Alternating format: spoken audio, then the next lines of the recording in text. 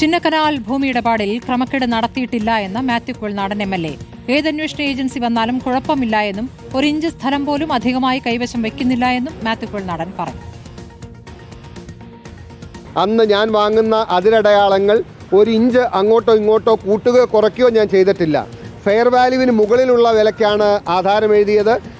കെട്ടിടത്തിന് കാണിച്ച വില എന്ന് പറയുന്നത് ഓതറൈസ്ഡ് ആയിട്ടുള്ള ആൾ കണ്ടെത്തിയ വിലയാണ് ആധാരത്തിൽ കാണിച്ചത്.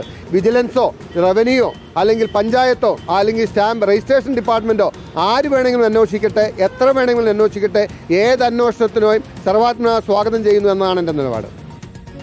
അരുൺ സോളമൻ വിവരങ്ങളുമായി. അരുൺ, ഇപ്പോൾ വിജിലൻസ് വിളിപ്പിക്കുകയും വിജിലൻസിന് മൊഴി നൽകുകയൊക്കെ ചെയ്തിട്ടുണ്ട് മാത്യു കുഴൽനാടൻ. എന്താണ് നമുക്കിപ്പോൾ അറിയാനാകുന്നത്? ആരോപണങ്ങൾ പൂർണ്ണമായും അദ്ദേഹം നിഷേധിക്കുകയാണ്.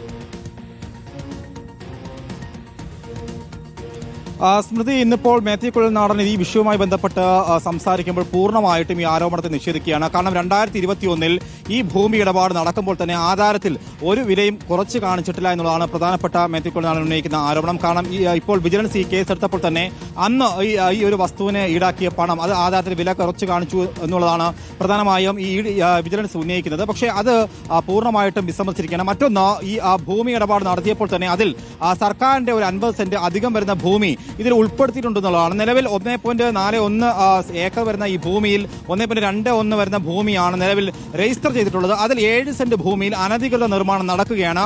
ആ വസ്തു നിർമ്മാണം നടക്കുന്ന ഭാഗത്തുള്ള ആ വസ്തു പൂർണ്ണമായിട്ടും ഒഴിവാക്കിക്കൊണ്ടാണ് രജിസ്റ്റർ നടത്തിയിരിക്കുന്നത് എന്നുള്ളതാണ് കണ്ടെത്തൽ. പക്ഷേ